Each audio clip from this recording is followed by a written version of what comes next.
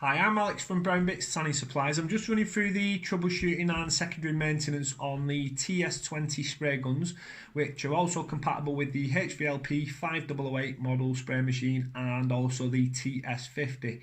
Now, with this particular spray gun, when they come direct from the manufacturers, occasionally this little nut here can be over tightened.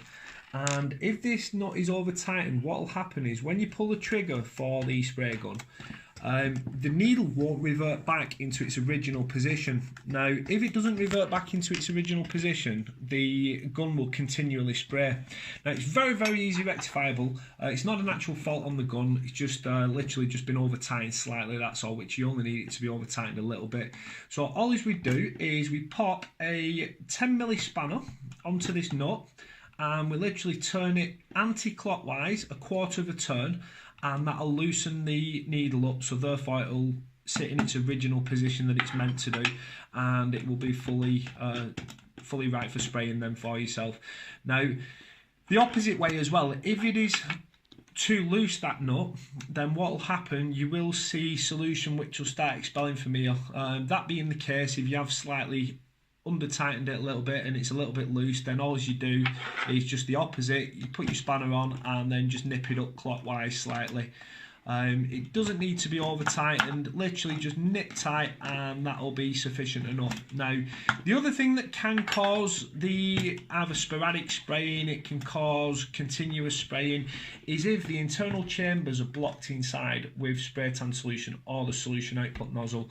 Now, with all modern day spray machines now, the output holes where the solution comes from have been optimized, so they're normally a 0.5, 0.6 milli output needle. Now, where there used to be a 0.8 or a 1mm needle, what used to happen is solutions used to come out in more of a water droplet format, so it used to take longer to dry and it also used more solution. Because they are optimised for solution consumption now and for the finest application in spray, secondary tanning maintenance on spray guns is so essential, and it is something that needs to be carried out. And basically, if you look after your gun, it'll look after you when you're spray tanning, and you will have no problems with it whatsoever. If somebody's been trained 4 or 5 years ago, then this information is vital, because a lot of people are going to be using the old machines and not familiar with the new machines, so it's so essential that you understand your actual spray gun and how to pinpoint any issues should they occur. Now, I'm going to run through the secondary maintenance with yourselves and the components on the gun. So first of all, we start with the solution cup.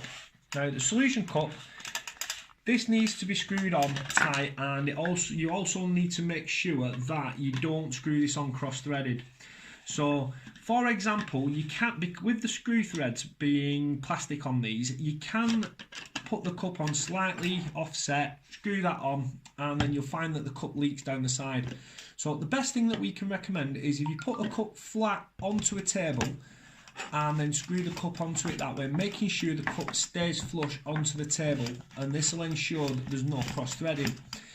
If for some reason that the cup does become cross-threaded where it is leaking, sometimes you can rectify that without purchasing a new cup, which the cups are consumables and can be purchased through ourselves, but you can rethread them sometimes by doing what I've just showed you. So if it is cross-threaded, run through that again with you, just pop it flush onto a table, pop the gun on top, and either screw the cup onto it that way or screw the gun onto the cup.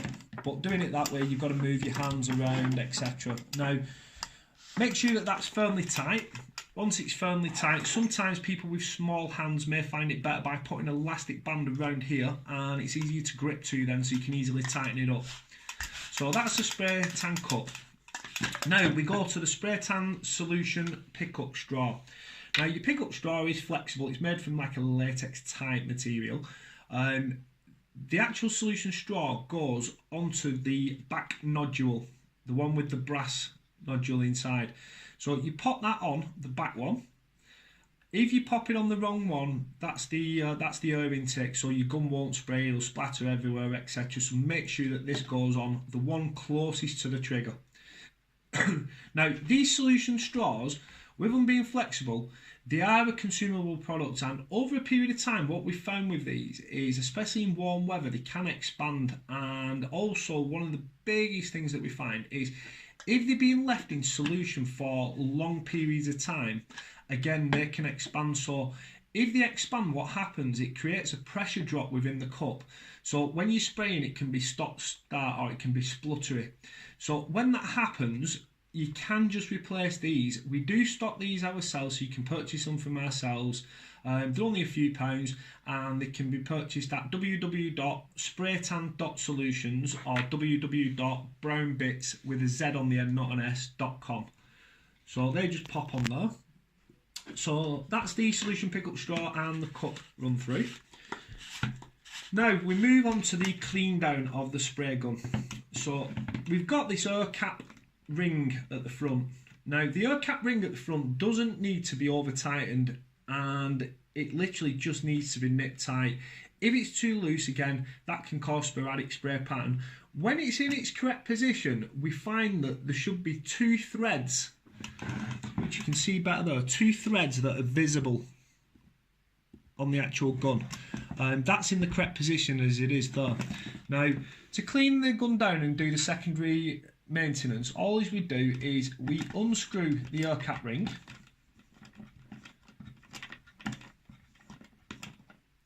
and you've also got the air cap in there as well. Now your air cap, that's your directional of your spray. So for example, if it's at 12 o'clock and 6 o'clock, that's for vertical spraying.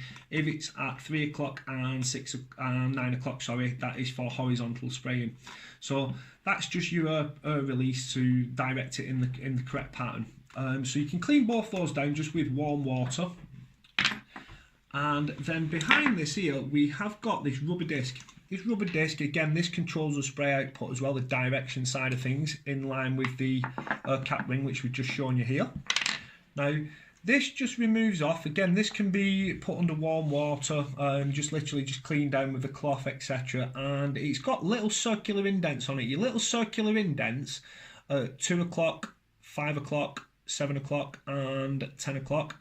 They basically go on the outside, so don't put them on the inside. So they go on the outside, and you'll see there's little indents here, which are at, again, 10 o'clock, 2 o'clock, 5 o'clock and then 7 o'clock. And you'll see on the actual gun inside, you've got the grooves to match the indents at the same periods, again at the same times, 10 to 10 past, 20 past and 22. So all these we do is we just pop that back on when it's cleaned. Make sure that that's flush. Problems can occur if this is not sat correctly, so it is essential that that's sat correctly flush. And that's back in position now. I'm just going to take that out a minute just while I run through the actual solution nozzle clean down. Now, what happens with spray tan solution, because it is sugar based, and especially in warm weather, when it dries and crystallises, it can block the internal chamber of the gun if the gun's not been cleaned correctly after use.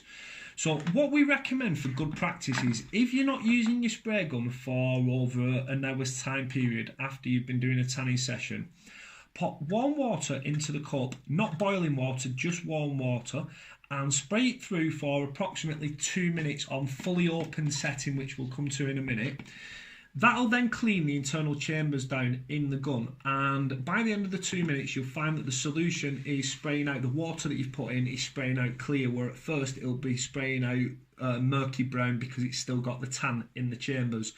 Now, if you do that, you should not have any problems with the gun. But every 1 to 2 weeks is good practice, or if you have forgot to clean the gun, we recommend doing this internal clean down, which I'm running through now as secondary maintenance on the guns. So we've took the front of the gun off, which I've explained to you. If you then get a 13mm spanner and you literally undo this solution output nozzle here, this is where most blockages occur. If the solution dries in here, because that output needle is so small, that output hole in the end, if you get a small bit of solution that dries and crystallises, it can block that off at the end. So then you get like a freckly spray tan pattern, or it literally just doesn't spray at all. So once this is removed with a 13mm spanner, what I generally do is I look up this way into the light, and at the moment I can see through the output hole there because it's clear, because it's a brand new gun, it's not been used. When it's had solution in and it's crystallised and dried, you can't see through this hole if you hold it up to the light. So that being the case, there's a couple of things that you can do. I normally just pop a pin through the end of the nozzle, which will clear the nozzle down, and then I run it under warm water for a couple of minutes and then hold it up again. Just make sure that there's no remnants in there of tan and it is clear. Once you've done that, it's ready to be popped back on again then. Now, it has got a little washer on the back of it. Over a period of time, again, these do break down. They are a consumable product. Again, only a couple of quid. These can be purchased from ourselves. We don't have these as a purchase on the website at the moment when we're doing this video. However, if you give us a call on 01204 322 494, we can certainly get you one of these ordered and get it sent off to you. So if we pull the trigger back now, we're ready for putting the solution output nozzle back on. So we pull the trigger back and we then screw that back on. Shown. Again, everything is literally just nip tight, doesn't have to be over tightened, and then we're ready for putting the parts back on then.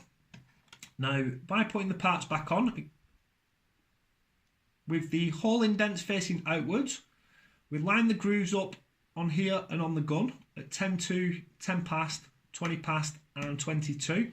Pop that back in, then we pop the air cap on there, and then we pop the air cap ring on there, and then we tighten up. Shown. Just before it's fully tightened, we set it into position that we want, and there we go. And as you can see, there's 2 screw threads visible there. Now, this part of the back, that controls your solution output. Now, if that is fully screwed in, as shown, the trigger won't retract at all. So that basically means no solution will come out of here whatsoever. Now, by turning it slightly anti-clockwise, this releases the trigger and it lets you pull the trigger back. So the trigger's moving back a little bit now, so a little bit of solution will be coming out of the end of the gun. You move it a bit more, the trigger will pull back a little bit more. The needle will retract a little bit more, therefore there's more solution again coming out. So it's literally trial and error of what you're comfortable with spraying, because some people spray faster than others, some people spray farther away than others. So what we would recommend to get the solution output the best that you can is stick some cardboard up or stick some couch roll up and just have a play on different settings. If you find that it's too much when you're spraying, then obviously turn the output down, and if you find that it's too little, then obviously turn the output up. So again, what we do is we turn it clockwise to shut the valve off for no spray, can't pull the trigger back, and anti-clockwise for releasing the spray. So anti-clockwise there, and it's pulling the trigger back. Now, what we find when it is fully shut off at this point here, where you can't remove the trigger, by turning it approximately half a turn, and that sort of movement on the trigger, that won't be a million miles out on the spray, but you can literally just turn it back half a turn from when it's fully stopped, and then just have a play around on the settings from there. Now, with this particular gun, the needle is also removable, so you can clean the needle down as well, because again, if you've been left with spray tan solution in there, it crystallises, it can dirty the needle a little bit, and it can create a blockage. So all we do for removing the needle is we unscrew the solution control valve at the back, which is that part, and then we take this little spring out at the back, pop that there, and then what we need to do is, where this barrel is here, is get a little screwdriver and literally just move it slightly back, just so you can see it expelling at the back, and then that will just pull out. Once the solution needle is pulled out, you can give that a clean with a cloth, a wet cloth, make sure there's no remnants of tan in there, and then that can be popped back into position. So we'll pop that back in by literally just pushing it back through, make sure that it's lined up with this here. definitely make sure it's lined up with that before you're pushing in, because with these needles being so fine at the end, you can actually bend these, and also you can snap the end off the needle if you're not careful, if you do literally just shove it in. So be gentle with it, make sure it's lined up. Once it is, you can just push it back in again, push it back to around about there so it's flat with your finger where you've pushed it in, and then we're ready for popping the spring back in then. So we pop the spring back in as shown, and then we pop the solution control dial back in and screw that up. Screw that right up to the close position.